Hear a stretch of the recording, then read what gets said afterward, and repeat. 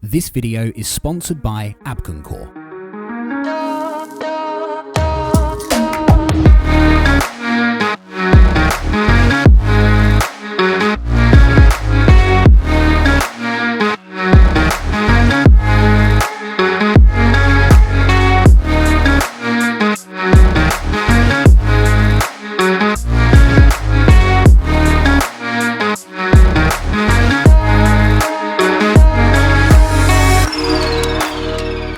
Hey guys, Roger here, and this is the Helios 300G Sync mid-tower PC case. It's the second one I've looked at from AbkonCore, and it's another awesome looking case. Now the last case I looked at was the Helios 500G, also from AbkonCore, and if you want to check out that video, I'll leave a link to that in the description below. So this is another case that offers value for money. It arrived packaged well, the same as the Helios 500G, and it's protected by two nice big foam pads. My favourite part about unboxing these PC cases is removing that plastic film from the glass panels, and once you have that off, it reveals this really awesome design. It's not going to be to everyone's taste, but I really like the look of this.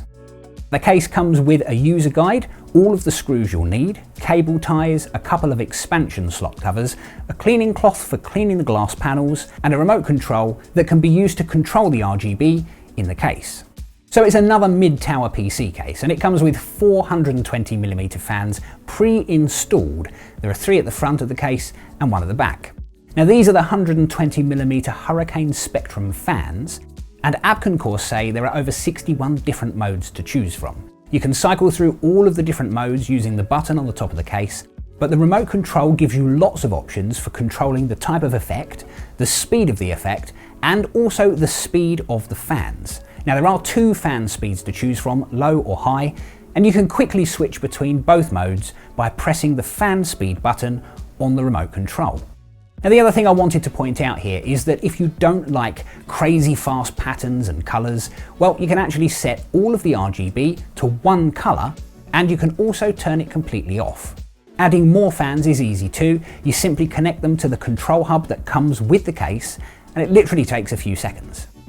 The control hub has a simple 4-pin Molex power connector, and you can also connect it to your motherboard if it supports RGB control. If not though, you can pretty much do everything using that remote control. I think the fans that come with this case look so good, I decided to add another 2 at the top of the case, and I love how this looks. So at the front, at the very top, are small vents, and there's a mesh section below the front glass panel at the bottom for air intake. There is no dust filter on the inside of the front, but there is a magnetic one at the top and also a removable one at the bottom. The tempered glass side panel is on a hinge, which is nice. And if you need to make a few small adjustments to parts inside the case, you can do it without having to remove any thumb screws or anything, which is really good.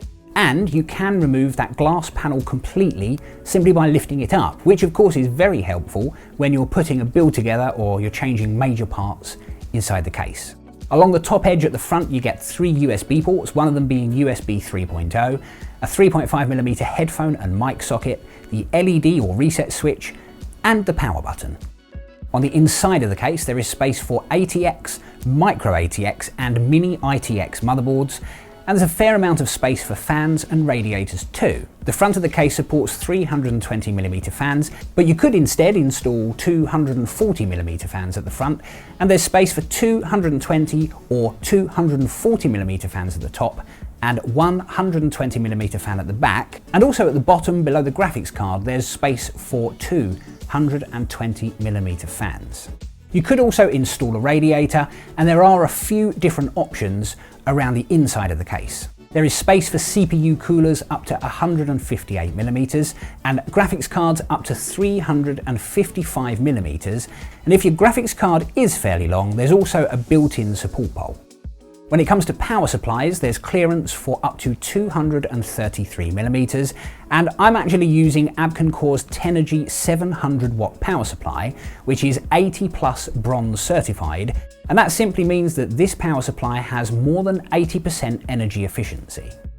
It has plenty of connectors as well, so you should be able to connect everything you can possibly think of, and it looks nice in the case too. Storage options are pretty much what you would expect here as well. There's space for a maximum of 2 3.5-inch hard drives or a maximum of 3 2.5-inch SSDs. And if you want to use both, well, you can have a combination of 1 3.5-inch hard drive and 3 SSDs. Now, what's interesting with this case is that one of the SSDs will sit alongside the motherboard and another 2 around the back. Now, I don't have one here, but if you have a fancy SSD with RGB, I think it would look pretty good on view next to the motherboard. Again, I put a simple build together in this case. It's the same Ryzen 5 2600 and a GTX 1650 Super that I used in the Helios 300G case, and I then ran a few benchmarks to look at temperatures. The temperatures really don't seem bad at all, which says to me that the airflow in this case does seem to be fairly good. This is another good quality case from AbkonCore with a really nice design, and if you love RGB as much as I do, this is another case to keep in mind for your next build. Personally, I still prefer the Helios 300G, but this is a good looking case with fairly decent airflow. If you want to know more about it, there'll be links in the description below. Also, leave me a comment below and tell me what you think about this case. It's always good to hear what you guys think about the products I feature on the channel. If you enjoyed this video or you found it useful, please give it a thumbs up. And if you haven't already, please do consider subscribing so that you don't miss my next video. I'm Roger with Life of Tech. As always, thank you very much for watching. I really do appreciate it. And I'll see you in the next one.